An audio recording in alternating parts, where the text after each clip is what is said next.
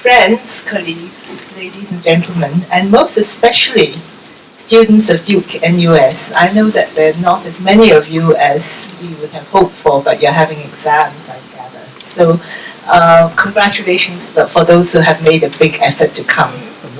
Now, Duke and US has hosted many distinguished speakers, and they all have very impressive achievements, CVs, publications, and so has Dr. Oon, but I'm not going to use the short time I have to go into that because you can see it, you can read it up.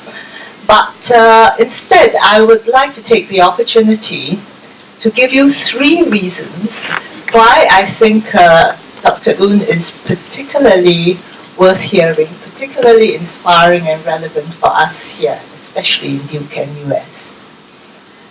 Well, first of all,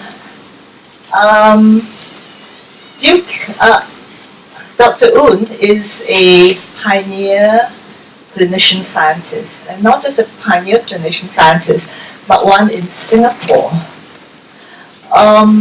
Nowadays, of course, that term is so common, and there's an established career path for clinician scientists that the government is promoting very strongly, especially through Duke and US.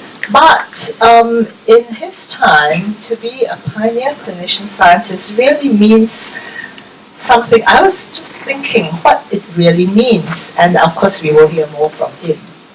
Of course, you have no established career path, but not only that, there are no role models, no mentors, no guidelines, as it were, and it takes a certain type of person to have the courage to go into something like that. Now, this is not to say that Dr. Oon did not have an established and very promising career. He had graduated from Cambridge, and he had a lot of appointments at both the Westminster Hospital and the Royal Marsden. And he was working on cutting-edge subjects, tumor biology, immunology, immunotherapy, bone transplant, all very, very exciting areas. And he had a senior lectureship at the Westminster. So really he had his career carved out. And it was a great sacrifice, I must say, for him to come back to Singapore at that time.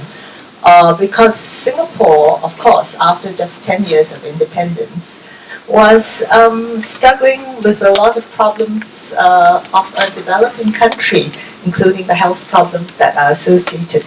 I won't go into them, but you can imagine infections, public health problems, problems of poverty. So it's a totally different ecosystem from what it is now.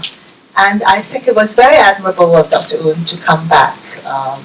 Then he was asked by certain far-sighted physicians and policymakers in medicine, notably Professor Seah Chung Siang, who saw the need for someone who would do more than just be a practicing clinician. I mean, we had some very eminent clinicians like Professor Ransom and Professor Seah, many who actually thought and practiced as far as possible as clinician scientists, but they just didn't have the scope then.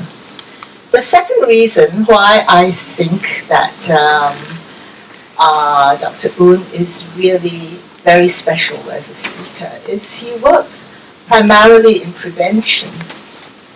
I mean, he's not an epidemiologist, but, you know, we all know the old saying about prevention is better than cure, but how many of us actually practice it, whether you're patients, doctors, policymakers, politicians, or members of the public? It's so much easier to be reactive than proactive. And most of us are, most of the time. That's why we have all the problems we have now, that climate change. But it needs, there again, a very special person, not just to have the vision, to be far-sighted enough to want to go into prevention, but to have the courage to do so. I mean, of course, the classic example is our Prime Minister, Mr. Lee Kuan Yew, for which we are very fortunate for. But I feel that Dr. Oon did more than his share to come back and work mainly in the prevention.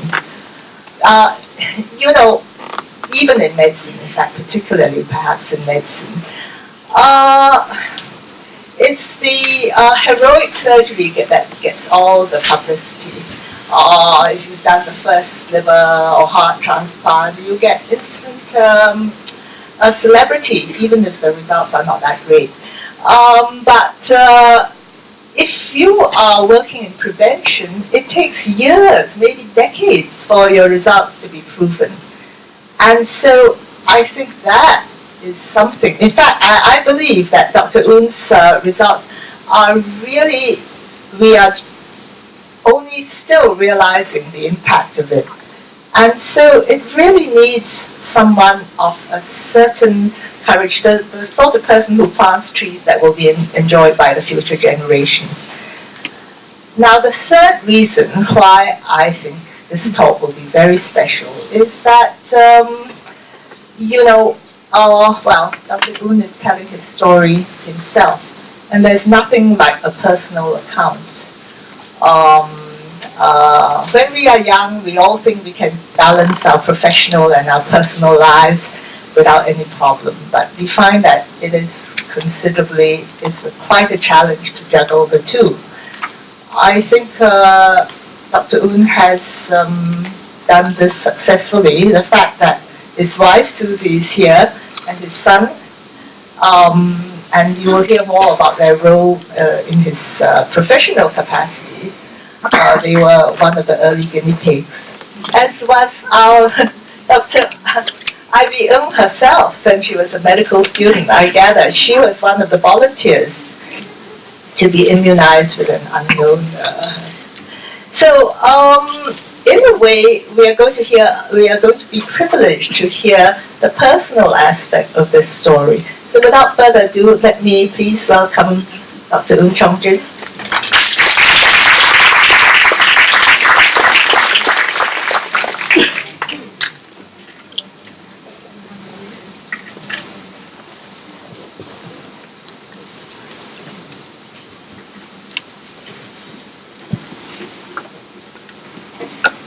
First of all, thank you very much, Jay, for that highly complimentary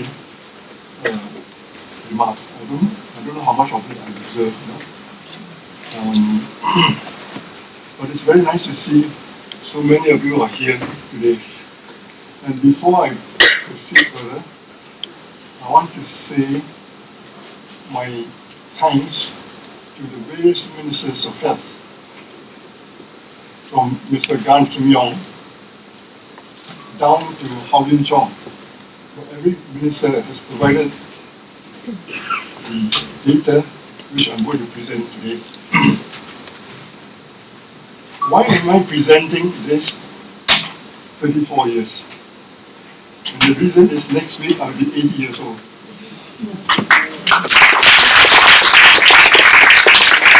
As I reflect back in time, back to 44 years ago, when I was asked to come back in 1975.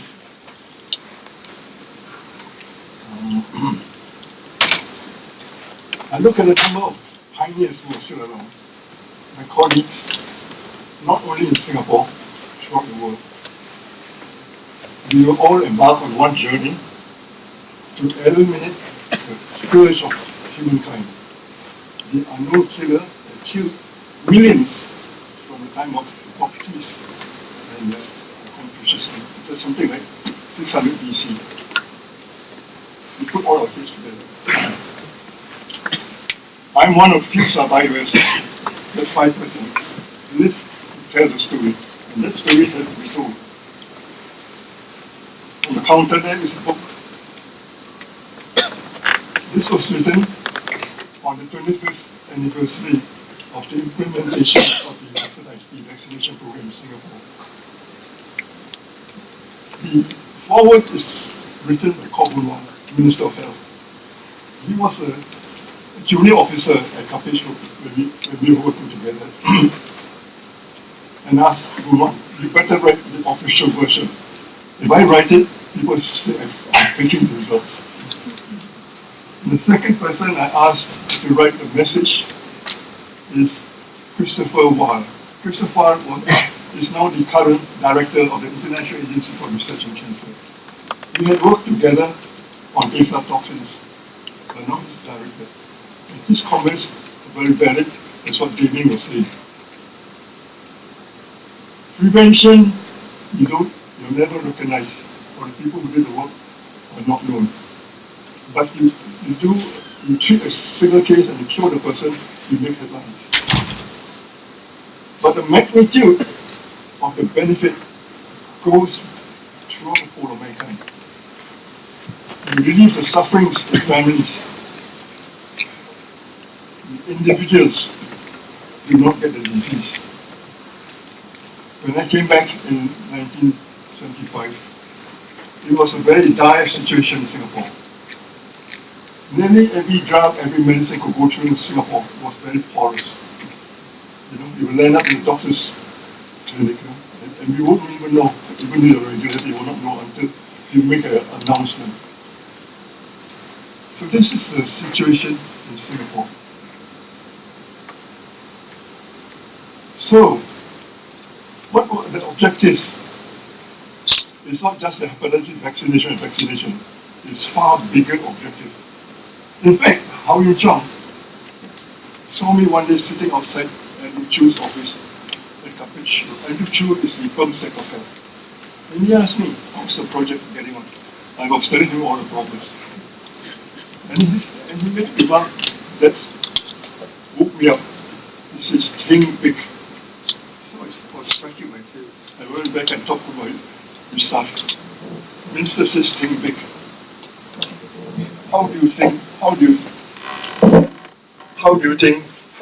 big? We're using unwanted plasma, we're going to throw it away. How can I make more things out of unwanted plasma? I'll tell you, at the end of this talk, there were a lot of significant things that came out of it, even to the... Please excuse me if I sit, because I had operated for my hip about 2 months ago.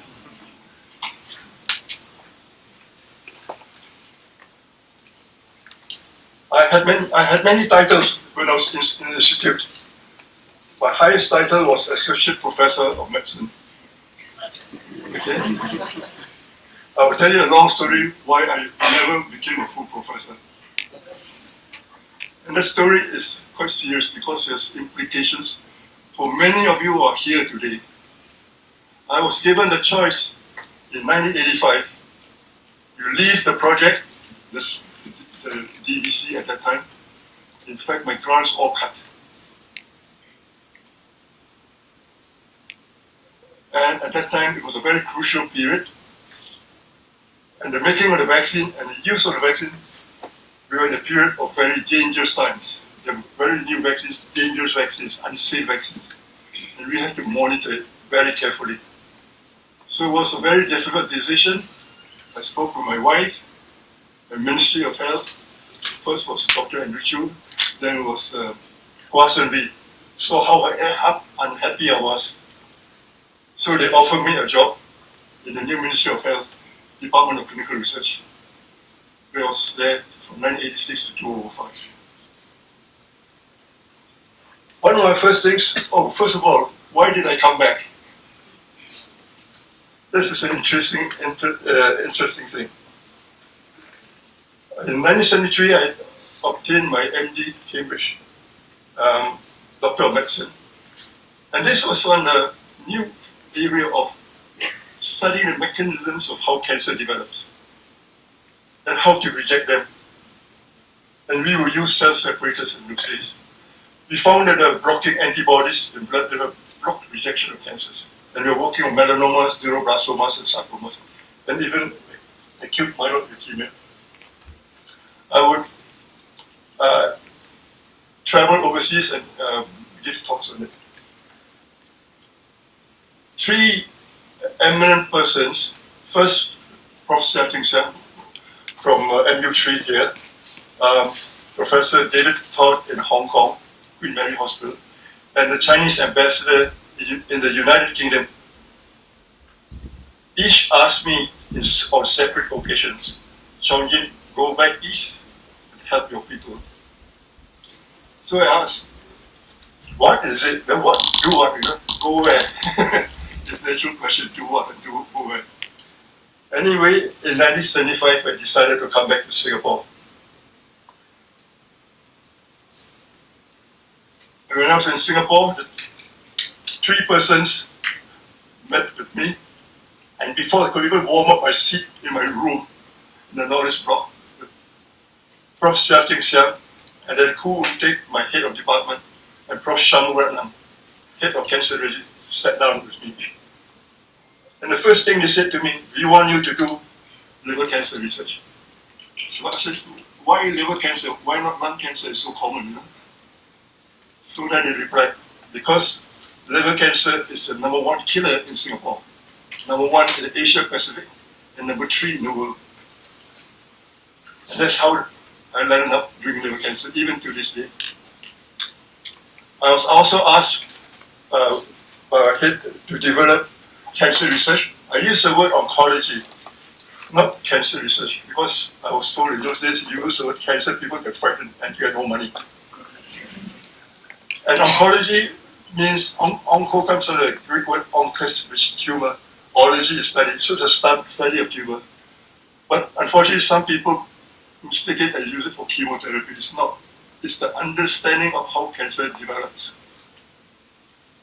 And I'm still learning even to this day. And one of the most amazing information I have, which is very relevant in cancer therapy or prevention, is that cancer arises from malignant stem cells. How many of you know that? So many of you don't know. And this is very interesting. I went back to Cambridge because every 2 years I go back to award an international prize for medicine to any scientist from anywhere in the world whose basic research is the prevention of a human disease. And there was Roger Johansson. He couldn't get any more grants for his human stem cell research. And we were going to award the next award for stem cells. So I told the Regis, I want to see the person doing embryonic and I want to see the one doing adult. So when I went to see the adult, he showed me right off from his lab what adult stem cells are. When I look at it, hey, this looks like old cell cancer lung. Yes, it's exactly the same. Wow, was it? So my mind got back to thinking. So I went back and talked to Roger Johansson, the embryonic man. So I asked him a question. Hey, I said, Roger, tell me something. Does cancer arise from malignancy of stem cells? Yes, you want to see my paper? Hot from the press. And this is very important because nearly every cancer it has a background of chronic inflammation. If you arrest inflammation early, cancer will not. All of us have got cancer cells, but they don't develop. You arrest it at a very early stage. At the early stage, you cannot detect it. It's too small, 100 cells you not see it. Anyway, that's a bit of sidetracking. In 1982 to 87, I was appointed the Ministry of Trade and Industry project to bring a national team, a combined team from NUS and Ministry of Health, plus even the zoo. But why the zoo? In those days, the only source of the raw material to make Hepatitis B vaccine is from the human blood of carriers. And if you use that source of blood, you require a chimpanzee's last safety test, the last checkpoint. So if the chimpanzee dies, all your 50,000 doses of vaccine is kaput. You cannot use it. So I spoke to the zoo director, Harrison. Hey, can you help us look after some chimpanzees? And I looked at his face, he wasn't very happy, because you know what chimpanzees will do to you? They'll chew up your finger. So anyway, but TEV had greater ideas. They were thinking of a primate center to develop drug testing. So that was another side, but we never went as far as that. When we decided to make the vaccine, I was appointed the first chairman of the Ministry of Health Scientific and Advisory Committee and related disorders. That unrelated disease is very wide. It covers liver cancer. Even later on, when AIDS came along, we were the only community that tackled it. And why did we tackle AIDS? And the reason is, at the time of making the vaccine from plasma, the story of AIDS broke out, 1983. So the question is it genuine or is it industrial sabotage? Because there's a lot of rivalry between the Americans and the French teams. The French teams were only using formalin inactivation, whereas the Americans say, I'm super cute method, mine is very safe. So who is right? On my sabbatical, I took a trip to the United States and I saw all the places where AIDS took place. At one hospital at Sloan Kettering in New York, they took me to a room of a young boy who brought AIDS. And when I spoke with him, he said, do you know I was in Singapore 3 weeks ago? Oh, I was startled, you know. I said, where do you stay? As soon as I got the information, I rang up Corbin 1. I said, Corbin 1, you better get moving, you know. You have to contain AIDS. People are walking to and fro to Singapore. And that's how we end up having to bring quarantine and methods to contain AIDS.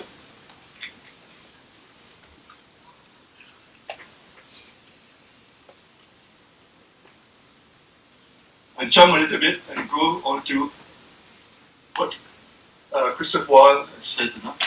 The benefits of cancer prevention, unlike advances in cancer treatment, are mostly invisible to the public, like we will see today. Even today I asked some of the people vaccinated, they cannot remember when they got vaccinated. You know? Not knowing that this very vaccine is saving a life. At the same time, it's prevention that most effectively relieves the disease on humans, their friends, the family, and society. And this is so true.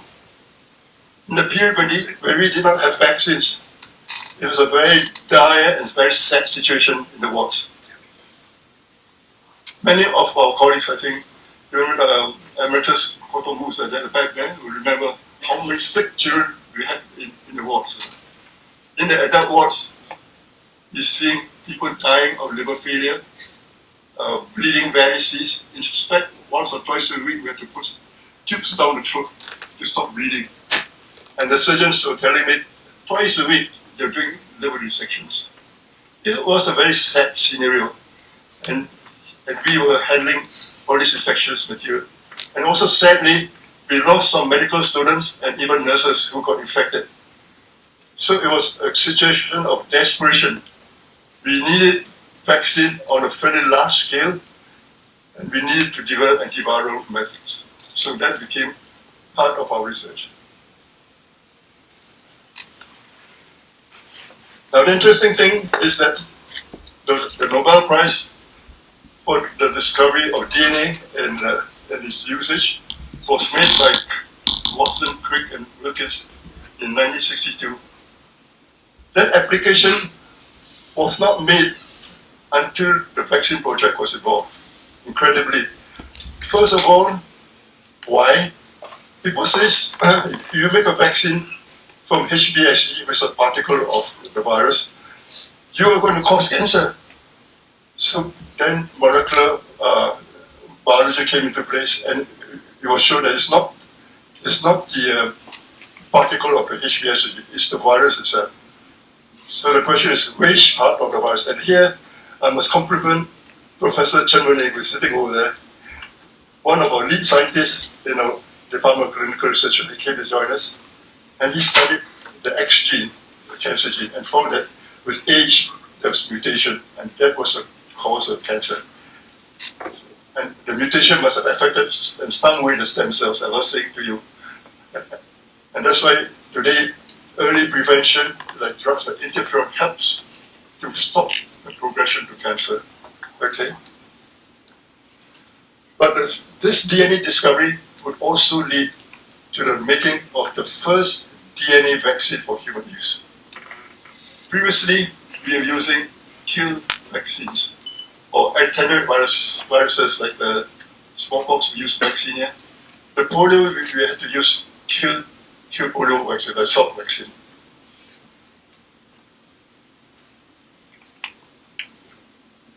This discovery was my good friend, Professor Baruch Bromberg from Fox Chase Cancer Institute in Philadelphia. He was a clinician and a scientist, but his curiosity was in genetic variation among human beings. So he went around the world collecting samples of blood. In the top well, the top one is the serum of a leukemic patient who has transfused many times. The bottom one is the well of an Aborigine serum. And what he found in the middle is a straight line across, a reaction showing that there's an antibody-antigen reaction. He didn't know what to call it, and this was in 1965, so he called it the Australian antigen. So it was many years, because the reagents were not available, he was the only source of that material. So, he passed me his book on the right when he visited Singapore. In 1976, he was awarded the Nobel Prize. By then, in 1976, WHO had defined the jaundices caused by hepatitis virus. Hepatitis B by a DNA virus, which is blood-borne, parenterally transmitted, and hepatitis A, which is oral, taking 30 uncooked, fully cooked food, which is an RNA virus, so two different viruses. So once we had the definition, and we can make reagents, we could see the extent of the disease worldwide. There he is in 1976. He came to Singapore in 1992 as a Lee Kuan Yew distinguished visitor. Okay, I mentioned some of this earlier on. This is my background. I think you've heard about it. And at the bottom is, I think I mentioned, what the reason why do liver cancer. And comparing to how richly you all endowed with research funds today, I started with only EdTech, no university funds. And my good aunt, Dr. Oon Chong Jin, people knew her very well. She knew the Lee Foundation, and the Lee Foundation donated 10,000. That helped me to get a scientist and a technician, and to start and to collect a team to do our basic research. I mentioned earlier on, now you see some nice pictures of Confucius, BC, about BC 500. Hippocrates,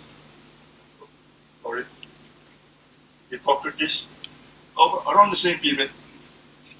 Anthropological studies on cannibals isolated from time showed that hepatitis B was already there long time ago, and this was the ancient killer, which killed millions all over the world. This is what it was in the wartime. Soldiers were jaundiced, so there were human guinea pigs. And some prisoners were used with blood or serum injected in them to see whether it was a transmissible disease. Not only the Germans and Nazis, but also the Japanese. And this is what the GH in the bottom one is what our wards in GH look like. Quite dismal, not like the nice, brightly lit wards we see today, you know. Down in Chinatown, we still had death houses, Sego Lane. Even the Singapore River was quite dirty. We had tongkans there. Yeah? So we had typhoid, we had cholera, you know. So infectious disease was not rare. So we were dealing with a lot of problems of health issues. Okay.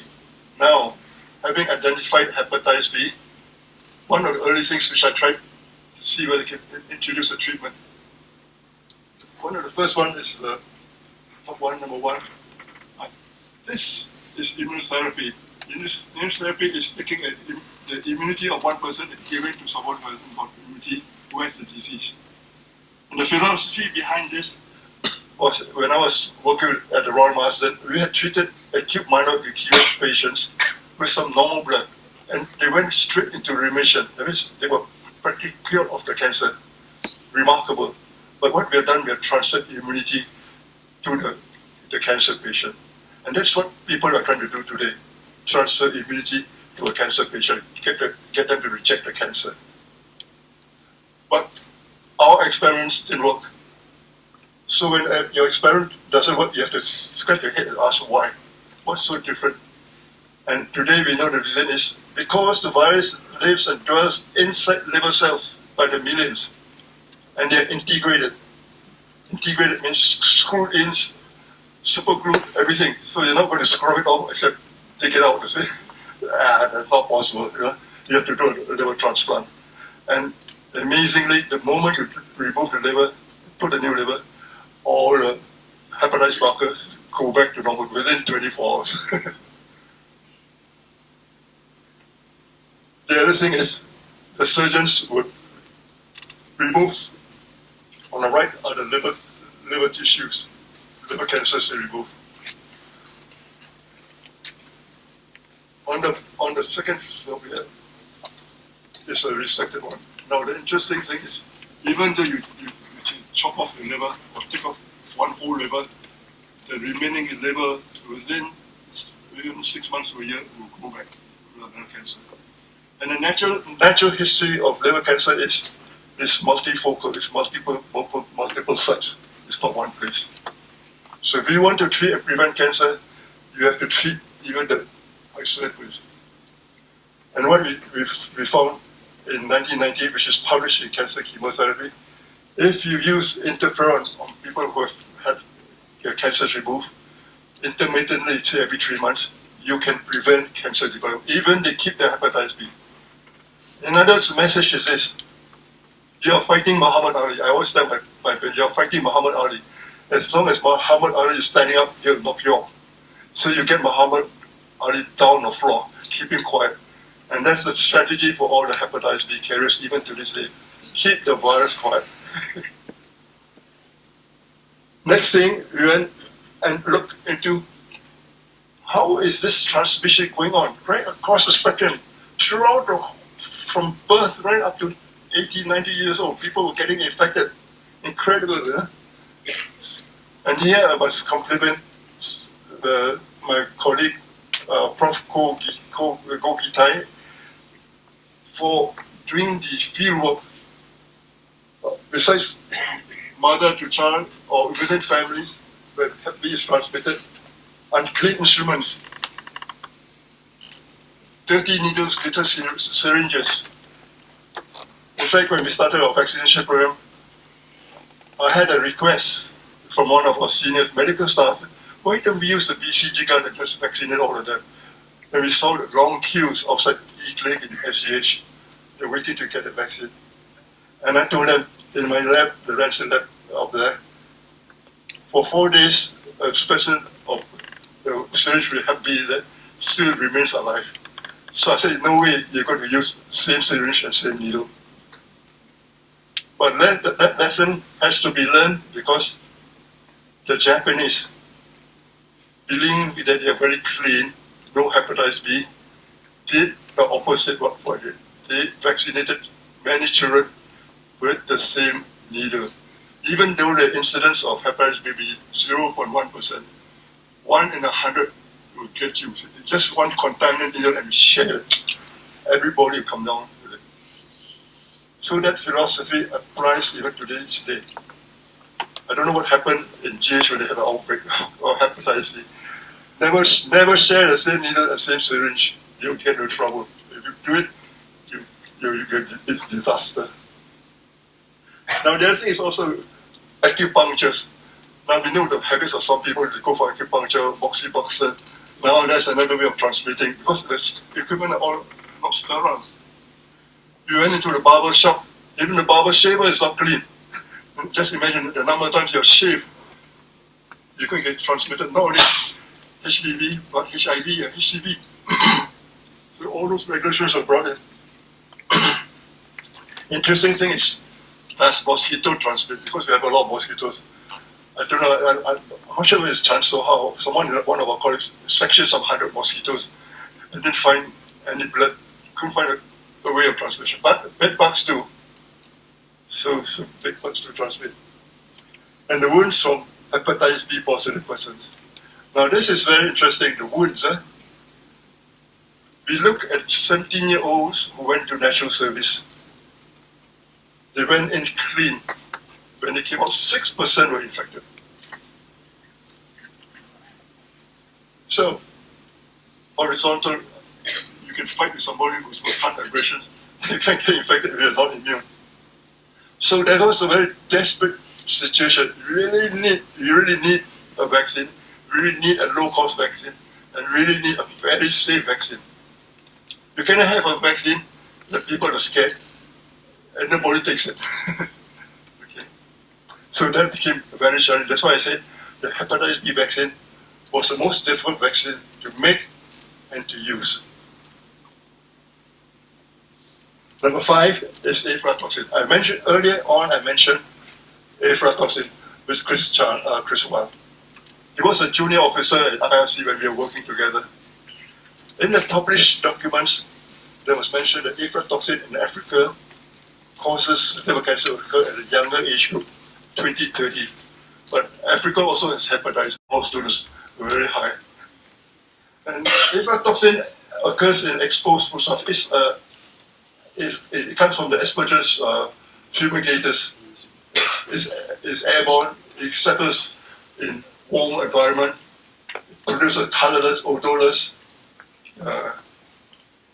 toxin, tasteless, not destroyed by heat, not destroyed by temperature. Wow, it's super potent. And as we were researching on aflatoxin, we came across that in China, in the Yangtze River Basin, they found aflatoxin. That became worrisome now. See? Do we have aflatoxin in our waterworks? If we have aflatoxin in our water, you're dead ducks, everyone is drinking water. So one day, as I was jogging around McCritchie River, I just took a scoop.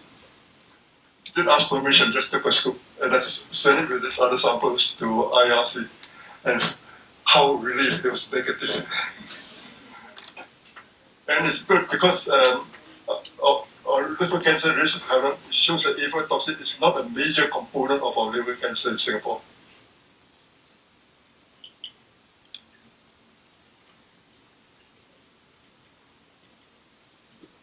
Now I want to go and talk a bit of hepatitis B testing.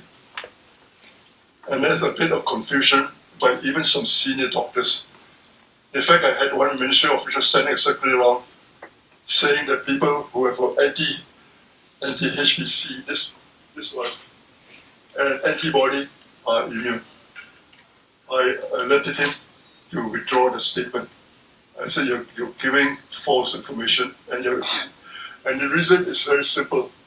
The only immune person is the one who's vaccinated. He's got antibody. This is the antibody that will protect. When you vaccinate a person, they do not develop anti-HBC. A healthy person will have nothing. If you're just infected, and I use like example of a newborn baby, because that's a perfect example to follow. The mother is positive, this is an antibody, will cross over to the baby. Just like if you give somebody gamma globin, you stay there for 2 or 3 months. And in these children, we give them concentrated HBV, the antibody plus vaccine. And this antibody will disappear within 3 months. It doesn't stay on. If it stays on, you got hepatitis B stuck in your liver. You're not free. So we have the situation here in crowded. A person can be HBsAg negative or positive. Sometimes they're negative. Sometimes even have antibodies. And then they say, I'm immune.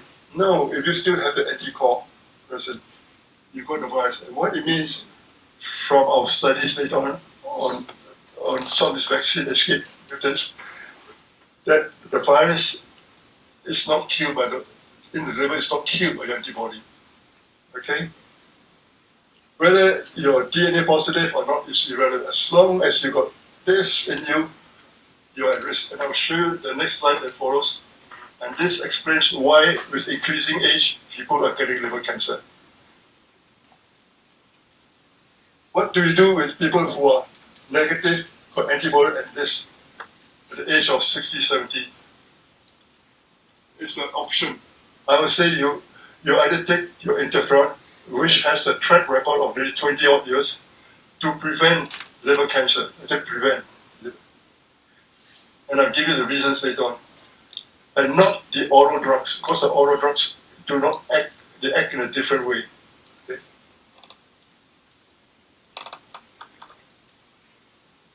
Now, this is one of the early studies we presented to at the published meeting in Athens. There's 400 people. First thing we look at is hepatitis B markers in liver cancer. The top one, number one here, 150 cases. HBsAg positive, but look at the anti-core, 93% positive. And look at how many of them got antibodies. So the antibodies are useless, cannot kill. Okay? And used as a control other cancers. Again, by the time you are 55 years old, 75% are anti-core positive. And we took a control adult population of the same age group, 61% anti-core positive. And these people were sitting there on a sitting time bomb, waiting to get the cancer.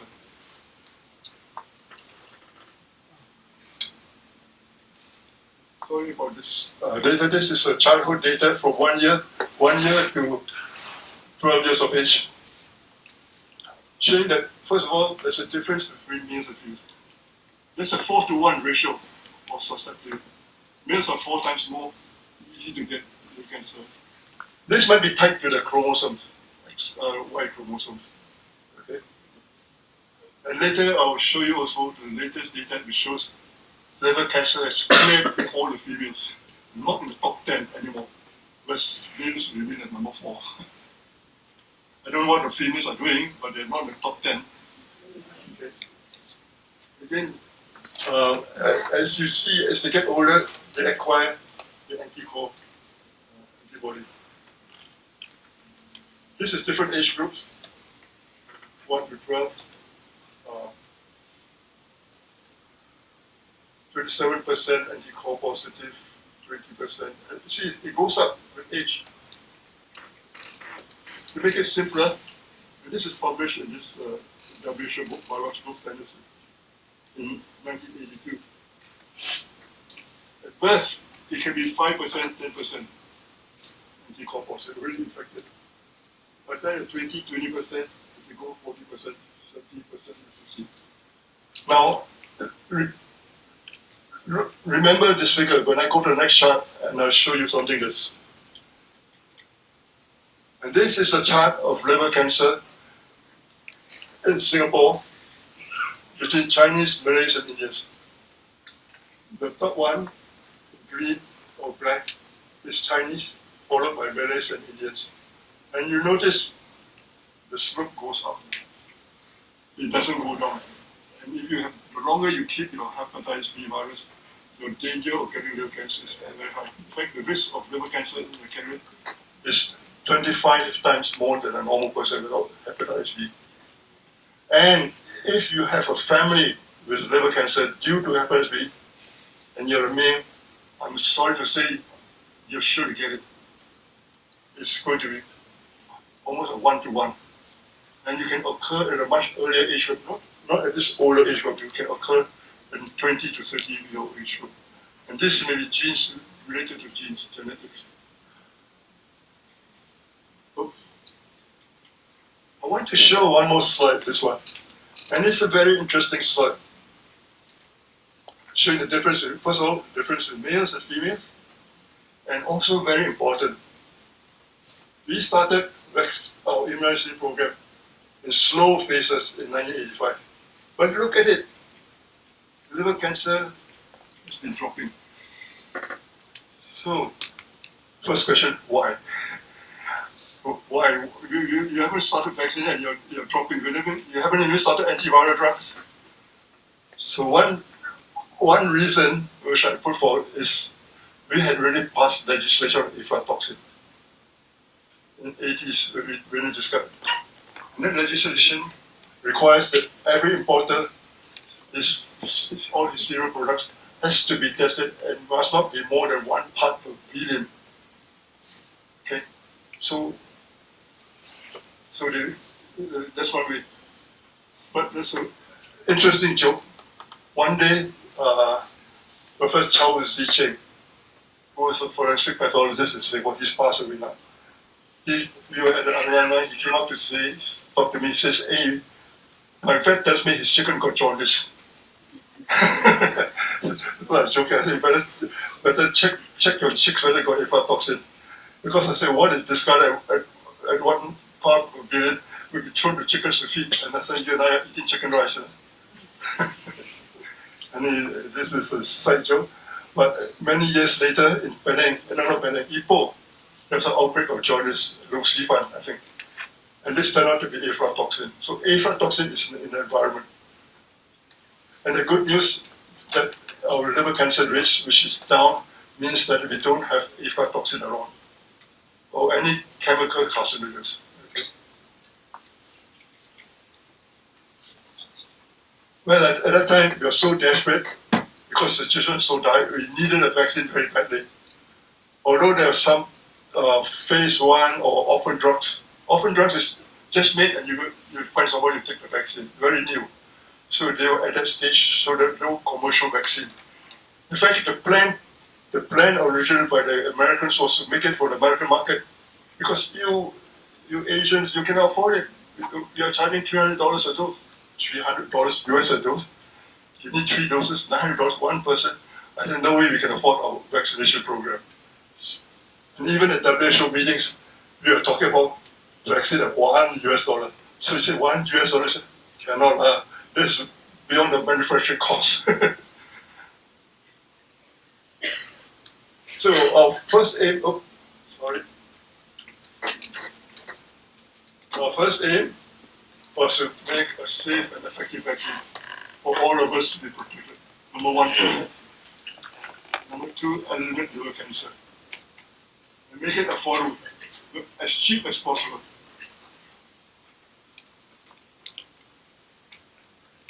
And then the other ones, which were actually number 5, develop industrial know-how.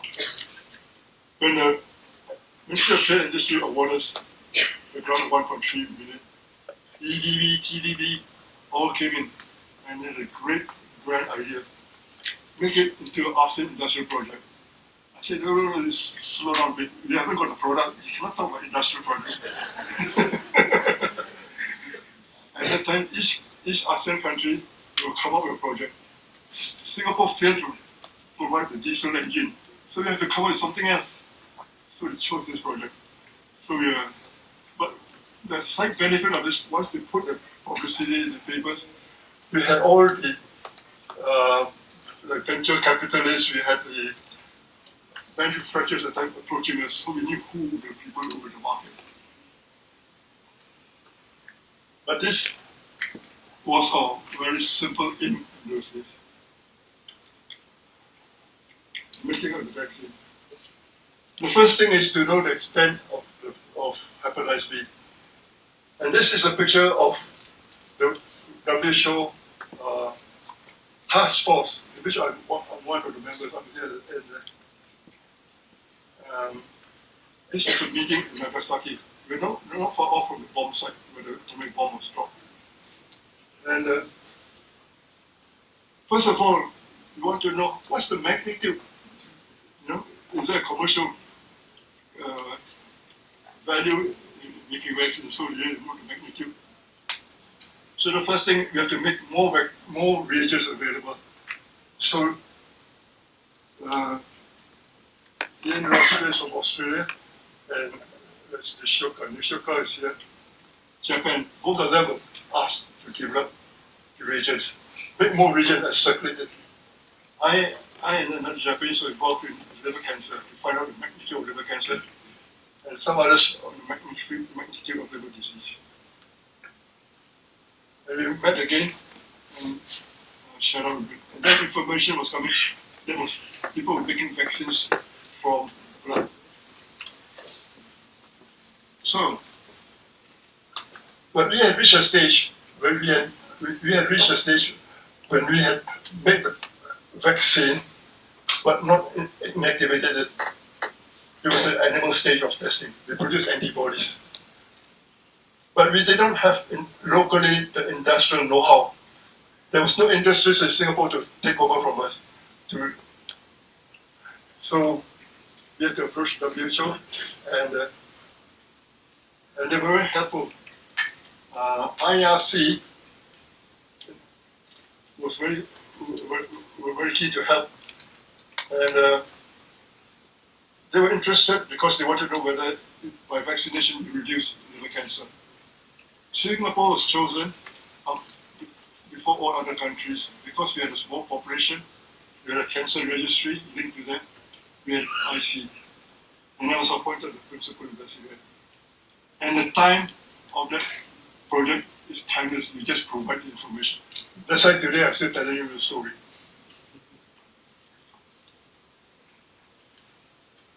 We are very constantly reminded of disasters like WHO. One is the BCG disaster, when like BCG were given to children and they killed down the disease.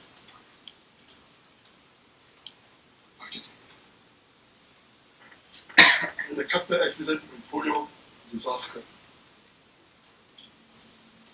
These are some of the manufacturers at the time. So this is one of the missions we got back to collect a large number of plasma from donors, the cell separator machine. I'm skipping through quickly because my time is running out. Now, this is interesting. Sometime in 1983, the French gave us about 5 bars of vaccine to use. And the question is, at that time, there was AIDS in the air. We're not sure whether the inactivation process was adequate. So I asked Dr. Andrew Chu, who should have it? Should the cabinet have it? So precious vaccine. Because he should. No, he said, you all should have it. You are handling all infectious material. So I went back to my team and said, that's the information you got enough. So I checked who's going to have it. So I volunteered to have it. But we all thought about it. You don't take it, you get the hepatitis B, which is more likely you get it. You die of infectious jaundice. We take it with the unknown age. You get AIDS later, so AIDS before we do some treatment. So then we decided to take it. So I took the first shot, my colleague, my deputy took the second, and my technician took the third. All in GH, didn't spread out, all in GH. So I think it happens to everybody there will know. And everybody asked, are you alright? People pray for us. Yeah? For AIDS, I'm not skin and bones, so I'm still okay. And this is the background of it. And then, when 40 or 50, then when we were okay, 40 or 50 high-risk medical and nursing staff took the vaccine. Okay. When they were okay, then the time was we would have to vaccinate babies. And this is the WHO directive, all babies of the world, in endemic countries first. That means we are one of the first we have to take. So how can everyone was scared, how can you give to babies when you don't give it to adults first? So, the vaccination program in Singapore, which was started, was approved not by NUS, not approved by MOH, by Cabinet, with one directive from Prime Minister Lee Kuan Yew. I want 300% safety, not 100% safety. So we all look at it, how to guarantee 10 years, 20 years down the line, or 30 years, that's I give you a story of 30 years. That no disaster. And at that time you're thinking of all the disasters that can come, which you cannot tell. So nobody has gone that conclusion. So I decided if I go to vaccine the babies, I have to vaccinate my children first. So I said to my wife, we have to vaccinate our children. And she said to me, you have to vaccinate me first. Because if you die, all die together. So we were one of the earliest vaccination in Singapore, myself and wife Susie. My son Joshua is right at the back, and my other son Melvin. They are the two children to receive, first children to receive in this part of the world.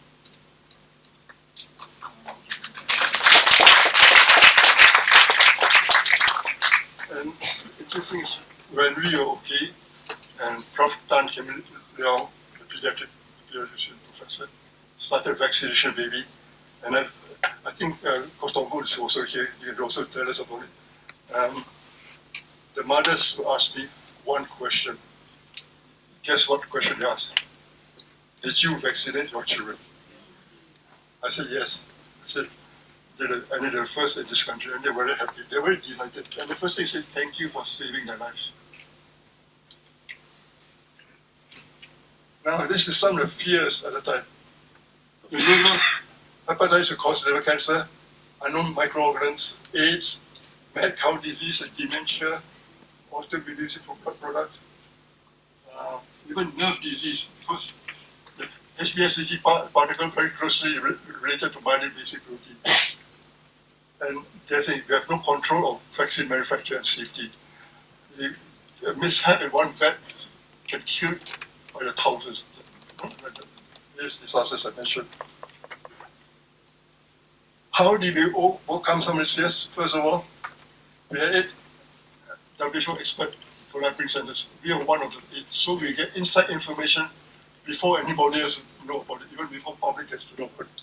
We will use WHO approved vaccines. We have a top expert of MOH and advice and NUH and NGS scientists, and use very judiciously the first generation of vaccine made from plasma.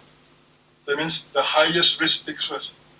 Voluntary. You don't want to take it, you don't want to, it's up to you. And you set up regulations for importation of medicines, vaccines, etc. When I mentioned earlier on that this is a gene of the hepatitis B virus, the most important gene, as this is one. And this produces S protein, which requires a special promoter to zap it up to produce big vaccine. There's only just a strip of protein that does nothing. So you have to find a promoter. And that became one of the biggest challenges for the scientists throughout the world. They look at every tissue, from human tissue to animal tissue to bacteria, fungus. And the other thing I mentioned to you earlier on is the core gene sits next to the X gene. Here, the X gene is the cancer gene.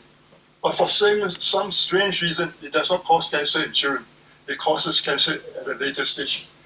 And Professor Chen Wing-Ning is a brilliant scientist who discovered the mutations that took place there. And that's the reason why, as a reason for the change in malignancy. And these drugs which are used today, lamivudine and difluva, they act on the polymerase gene. It's like a starting motor car. Lamivudine and Ediva, when the car engine is running already, you start using it. And naturally what happens, you get mutations appearing in Lamivudine and Ediva. On the other hand, ganciclovir and entreclovir, which are actually starting key, the primary stage, you hit it before it starts with the gene. There's no mutation. And these are the 2 drugs which are used more frequently. I stopped using the other 2. Then disaster struck. And we were the first ones to discover it. And these are vaccine escape mutants. This was an American vaccine, which is a super kill vaccine, which led to a strange virus which cannot be detected by the ordinary methods of detection. And the antibody from vaccine or the national network could not kill the virus. So this, because you cannot detect, you cannot kill, this became the perfect biological warfare weapon. You put it in the aircon, you blow the room, everybody will come down with it. So one of the first things we did was to file patents and seal it, and use this as a blocking pattern so that nobody could use it. Okay. And now the search was for another vaccine beyond blood. And this is where we take you to the recombinant vaccines. Oh, these are some of the patents. So we were here 4, 5 to 8. We were the first biomedical patents in Singapore. We filed patents against this escape mutants to detect it, and how to use it, and how to kill it. All of this is owned by Ministry of Health. We are just a patent holders.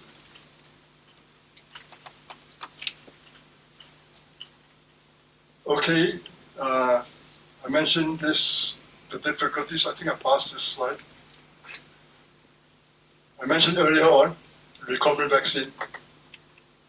On the top, all the different kinds of cell lines that are used to make a vaccine.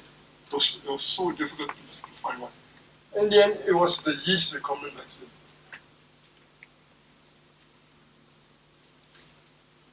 Our vaccination program started in October 1985 as an IARC WHO program.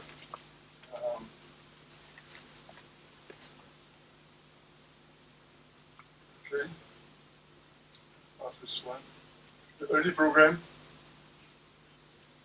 I think I spoke quite a lot about this. Okay, Murphy's Law. How do you avoid Murphy's Law? You know, any disaster that can happen. So it shows only WHO-approved plasma-based vaccine, regulated by FDA and WHO, and monitored closely by all of us. Okay, and we took only the high-risk ticket first. We use disposable syringes, needles, so we don't have any cross-infection. We took the highest risk ticket first. We still linked to the highest technology for non-blood sources. When Saccharomyces cerevisiae was discovered to be a possible new vaccine, we were one of the first in this part of the world to test it. That was way back in 1985. In 2005, GlaxoSmithKline came to Singapore to manufacture a vaccine, not only for Singapore, for the whole world. What WHO had wanted us to do way back in 1983, it took us 20 over years to reach the target, but we eventually reached it. And it's important because it's under our supervision, direct supervision. You don't have to worry of something going wrong to man. And this is something that's very interesting. This here, at the bottom here, is the yeast Saccharomyces cerevisiae. It's used to make bread, it's used to make alcohol, beer. And this is a vaccine that comes out of it. For over 20 years, I did not know something else which Saccharomyces cerevisiae is used to make for. I'm a Catholic, so one day I was very curious. I asked the question, what is the host? What is the host used for Holy Communion, used for the bread? So I Googled and out came Saccharomyces cerevisiae. So I searched again. I said, is there another human anti vaccines apart from adenovirus, which is seldom used? There's no other. So this is the major and the biggest usage of that technology, Saccharomyces cerevisiae. And it has been durable since 1985, and the longest lasting is displaced all the other one. At first there were two manufacturers, Merck and Rome. Merck has faded off. Today it's only GlaxoSmithKline. And that vaccine is made in Singapore for the whole world. And why did it happen? Read the next story of education changes and transformation. In 1975-83, as far as industrial know-how, we were all kindergartens. We were swinging from coconut tree to coconut tree, literally. When we made the, so we had to have engineering transformation. We talk of transfer of technology at WHO meetings, but how do you transfer technology to kindergarten students? It's just like kids playing a computer, teaching us how to play computer games. It's like level of intelligence. We didn't have the know-how. So we actually sent two of our scientists. I don't know if Ann Lee is here, not Ann Lee. Lily Chan and Ren Chi. I don't know if Ren Chi is here or not. They were sent to the American factory to be trained in industrial manufacture as well as quality surveillance to come back and start our factory in Singapore. We had a factory, 10 years, a Singapore company called Singapore Biotech, financed by Temasek, the TDB, EDB, Ministry of Health, and US staff on board, sold the vaccine in all the ASEAN countries and Hong Kong. So they made a fortune. Okay? And the vaccine which we use in Singapore came from MediSafe first, so that you don't have to come out from your pocket. Later in year 2000, it came from EduSafe for the under 20s who did not receive the vaccine. So you look at our whole vaccination program, it's free of charge to us. And we made a lot of money. But that's a learning lesson. One project, you just need to have one project and a jackpot. Okay? You can cover all your other losses. Even like our 5 patents we should never use. Okay? This is the development of IMCVs. Here is Professor Marish Brubert visiting us. He also visited the Ministry of Health, signing the visitor's book. He completed us on our early start to successful program. Okay, did we achieve our results? In 25 years, we published our results showing the decline of liver cancer and hepatitis B. By year 2018, the most interesting thing is less than 4% under the age of 40 are hepatitis infected, and these are the migrants that come into Singapore. Interestingly enough, is even we have people with infection in the country, our immunity is long-lasting. They are not infected. And we don't have sick children under the age of 17, and no child under 17 has hepatitis B. So what have we achieved? 100% coverage. To achieve 100% coverage, the public has to have confidence in the vaccine. Safety is very important. So today people don't even think about unsafe vaccine. They just get jabbed. No more acute hepatitis B under 17. Less than 4% carriers in the population. No liver cancer under the age of 40. And the liver cancer has dropped from 27.7 in 1975 to 85 to 12.3 last year. Enormous drop. And the good thing for females is this, in the Singapore Cancer Registry, in the top 10 cancers in Singapore, males have dropped from number 1 to number 4, and females from number 4 to non-existent. Not even existent. I don't know why females are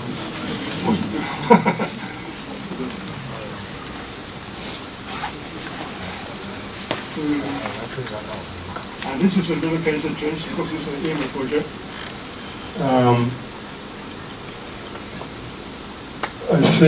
In the end I said we go down to 2010 where our liver cancer risk have dropped dramatically. I think this is not only the vaccine alone, but I think a lot of drugs, maybe even people are treating with antiviral drugs. And also we probably cut off aflatoxin, a lot of chemicals entering Singapore. So a lot of different ways. But this is one of the best. When I check our position in the world, we are something like third from the bottom. The 2 other countries below us are in the Arctic.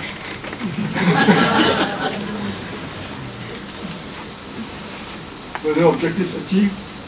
Well, available and abundance, yes, because we have precious this plant. Low cost from 30, how much I say, 100 US per dose. Today it's about 25 Sing dollars per dose. Absolute safety, yes, over 30 odd years, we have no long and short-term complications. Vaccine disaster, we have no vaccine disaster. Any administration failure? No failure. There's one interesting, very early as we were giving vaccine, some people developed rash. And one of our scientists discovered that this rash was due to thimerosal, mercury preservatives. So they told the Americans, don't use it. So today it's not used. So we have no complications. And we are not like the Japanese. Can I tell you the Japanese story? Okay. They had 400,000 infected with Shanghai's animal. I mentioned this to Gabriel Oon, and he put on his page. So if that had happened to Singapore, we would have bankrupt our CPF. Because Japanese are spending something like 4 billion to pay compensation for the Japanese food. That's just one moment of mistake. It costs a lot.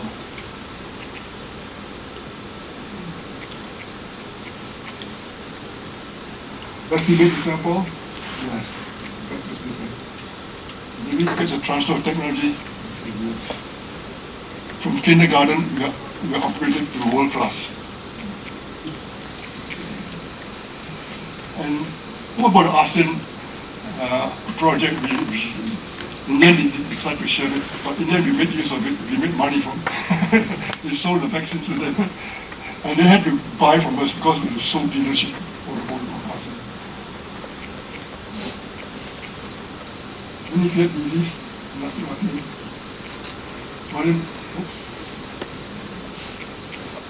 Violent degenerative disease. No. Dementia. No, I don't see anything with dementia. People were scared because of the violent damage was seen. Liver cancer, perhaps, no, it's the opposite. It's all going down.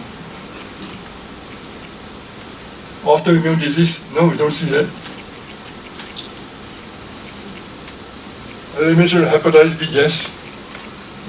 We don't have hepatitis B now in this under 40 years of age who will be vaccinated. Elimination of hepatitis B, yes.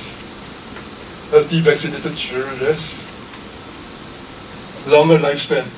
In those days, so they're dying at a very young age. Lifespan was around 70. Today is around 82 years of age. And this question, go back. How to go back and help the people.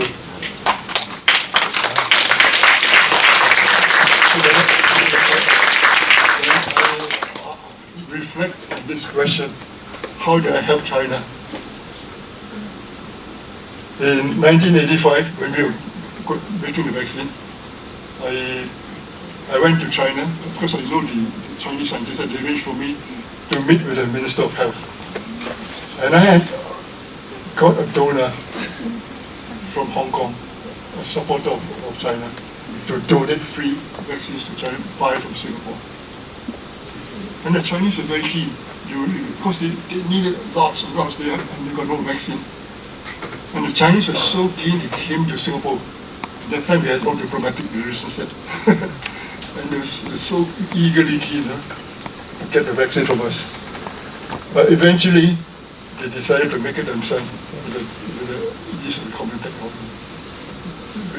But we thought in the short term, they need something as a buffer. This is our family, taken in 2010 on the 25th anniversary, all vaccinated. All vaccinated.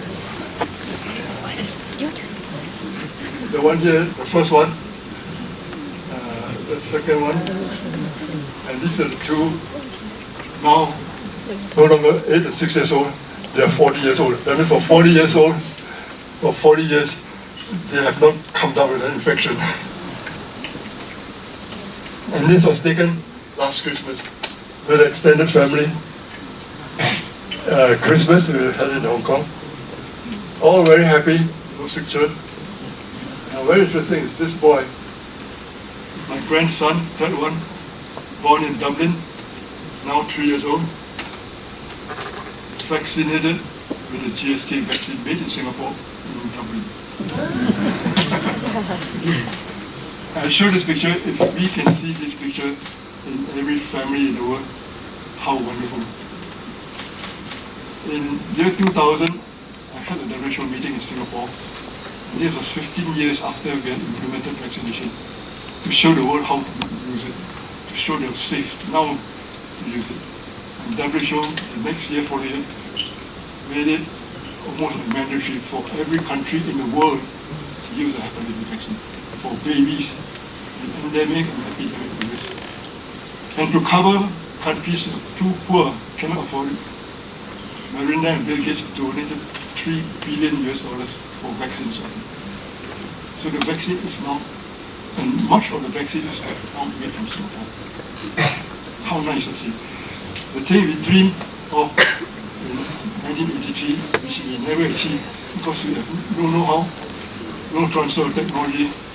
Today, from 20 to 30 years later, that dream is realized. And what price we pay for it? Healthy population. No disasters. Most important, I can tell okay, what you can stay in your grave, don't wake up. No disasters. Because at many times when we were enticed by manufacturers, they went to EDV and told them, oh, we give you all these additional perks when you use the vaccine. I remember I had to meet 2 ministers and sat down with them, and they asked me, what's your objection to it? I said, they use the word, the word transform cells. To me, I don't understand the word transform cells. I don't understand metaplasia, dysplasia, or hyperplasia. You use transform cells, to me it could be dysplasia. So when Baruch Bloomberg was here, I said, hey Baruch, would you use this satellite? He said, he won't use. So when I met the ministers, I said, Bloomberg, they're not used. Also, they're not used. So I said, so what for won't use it? So, how do I say this? I won't tell the name of ministers, but we won't use it in Singapore, we use it somewhere. I said, you cannot use on your own children, you use on other people's children. I was stuck. I knew they were going to use it. Then I pulled out my trump card. IARC was statement, which hangs like an albatross around my neck until today, because I worry about it. I want 300% safety, not 100%. And a few weeks later, they came to me, they're not using the new vaccine.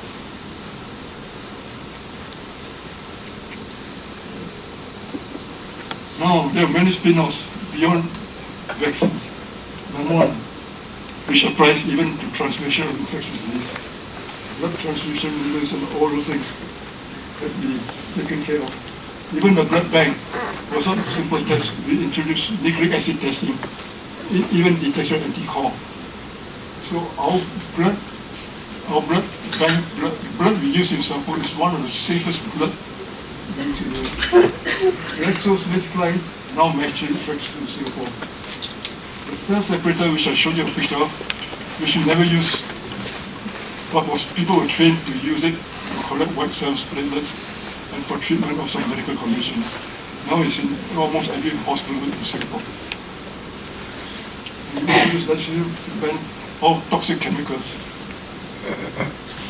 Then we upgraded our education from the kindergarten to industrial through first our MCB, A-Star, Science Park, now to institutions like your institution.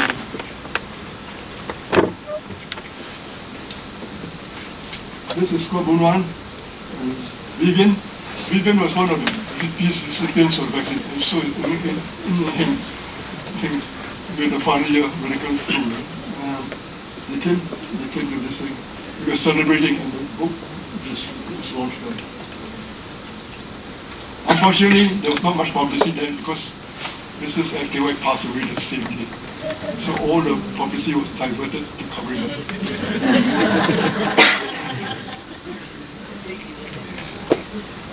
Now, the important takeaway is really for the youngsters here. Would you go home if your country calls you? Would you overseas go home? And this is very interesting because we needed industrial Singaporean scientists working overseas. And on my sabbatical, I was asked to go and speak to them. So I spoke to Chua Nam Hai, Rockefeller Institute. He was a really industrial, food and agricultural direction. And he says to me, Chong Jin, you look at my son here, he's 10 years, he's more American than Singaporean. But he came back and he came back part-time, he came back to set up an Institute of Molecular Biology here. The other one that came back is Kristan in Edmonton. He was very keen to come back. He's a distant relative of mine to the Tarak side family, distant relative. And he would write emails to me, copy to Go King. So I said, I'm not that class, don't put me at that level now. And he was the first director of IMCB. And I brought back the plans for MCB. In fact, when IMCB started, the DVC didn't know what to write for the 50 million grant that they had. So they asked me to come and help write the white paper. So I mentioned 5 items which we have to achieve in 5 years. The Faculty of Medicine and Zoology, Agriculture and Zoology will spearhead the research. Why? Medicine was forefront in all the research. There was a lot of research activity. We are surrounded by plant and water, so it's a good place to be. And also, our neighbors have a lot of vegetation. They're going to be very jealous of us now. They're so far ahead of us. What we can do is take the know-how over there, joint venture, do business deals. And the third one, I want to see industrial PhDs in 5 years. At least one plant or a couple of plants set up in Singapore. And that was achieved in the 5 years. Abbott and a couple of other companies came to Singapore.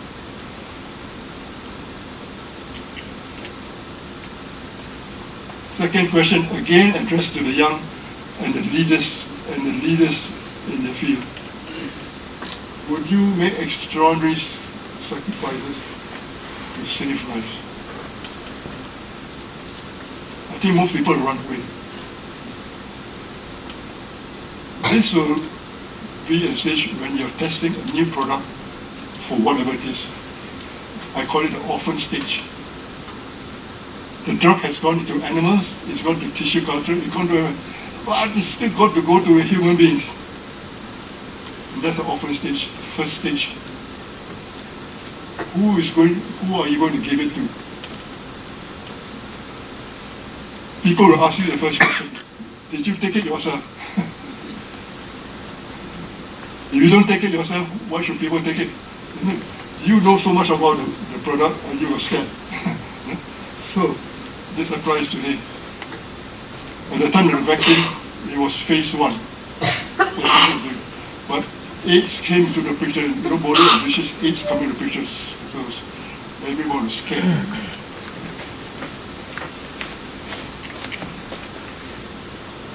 Are you willing to surrender yourself and expect nothing in return?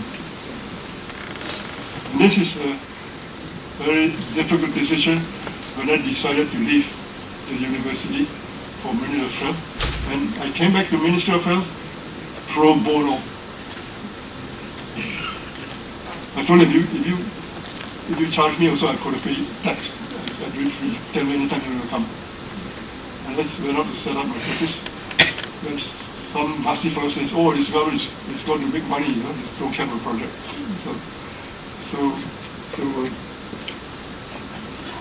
But at that time, we were in very dangerous times. The safety of humanity. And we were the spearhead. Everyone was looking at us. You have to leave. You have no choice.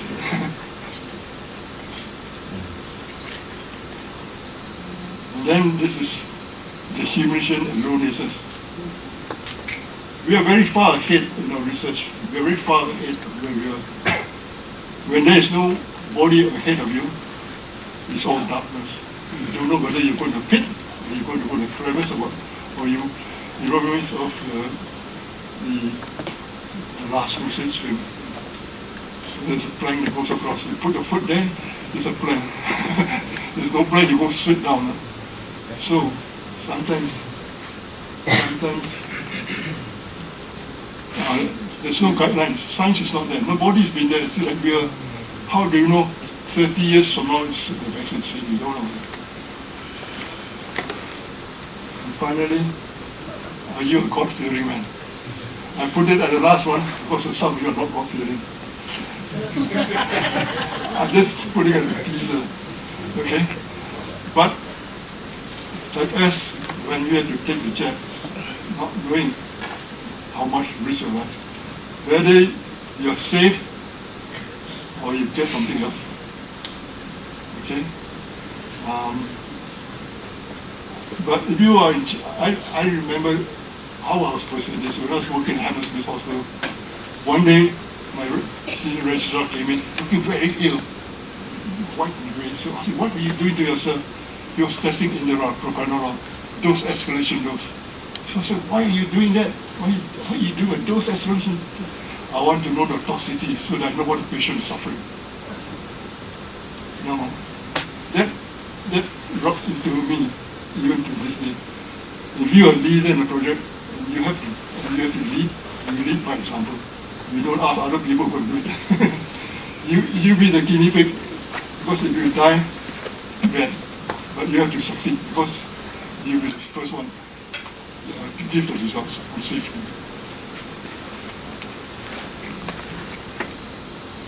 And then my special tribute, as I mentioned, tribute to a lot of people. And this is my scientific committee. Gohita, I don't know when he's here. He was quite sick at one time. He was an environmentalist, so a lot of the quarantine and antigens, they came from him. Dr. Oswee, he was a professor of biochemistry at university. He helped with the protein separation to make the plasma vaccine. Tan Soha, Prof. Tan Soha, the director of the research, he also helped in Dr. On from Blood Bank. Dr. Lee Heping is still in the cancer research. I don't know, he's still here. He's here. He's helping us with data. Jimmy Sung was very good. When the diagnostic kit for HIV came up, I took the blood of the 50 of us who had received the plasma vaccines. And we tested all for HIV, all of us in the clinic. We signed a great sign, really. Not very affected. And sadly, Professor Tan Kim Liang, our singing professor, he passed away a few years ago. Dr. Andrew Chu, also my mentor, Cosmic Lee, Firm 6, they were, this was difficult times for me because the university was moving over to Cambridge. There was a lot of rivalry. I was sandwiched right in the middle. In fact, one time I was asked, who should get the better credit, ministry or university? Asking me with university staff a question. I said, university, we're doing research. Ministry is implementation. So I have to help with implementation. In the end, what happened was Andrew Chu got a benefit. He went up to become a cabinet secretary. Edward Todd was my dean. The Faculty of Medicine. He's my guardian angel and my buffer between me and the Deputy Vice Chancellor. Okay. He passed away a year ago. Prof. Wan Poi got my head for Department MA1. Sadly, he passed away a long time ago from mesothelioma. Frank Perkins was the Chief of Biologics at WHO. He encouraged us to develop a vaccine program. So that eventually, but today, we see a vaccine from Singapore for the whole world. Dr. Tomatis wrote a grant, giving us a grant to help us with the vaccine. These are the minimum people not mentioned here. These are some of the other staff. One of my staff is Rose Smith. My research, she helped in the pediatric side. She had breast cancer, was in remission, but she came to help us. Sadly, she passed away a 1984. I remember saying to her, we may not get the recognition for your work, but God knows what we did. She's a translator. And thank you all.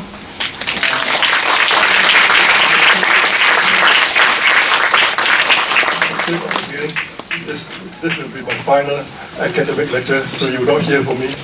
And it's a tribute to everyone who was involved in the project to eliminate the scourge of mankind for 2,000 years. And it's not just me. I'm just happen to be the spearhead, asked to do the job. But it's a combination of a global effort. And today, we see in Singapore why. Because we were the demonstration spearhead project. The other countries may not have it if they don't follow that discipline. And I mentioned to Mr. Gan Kim Yong, and I congratulated him on the success. It's really very difficult to be so successful. And not to change protocol. You change protocol when it's working, something else will happen. Thank you.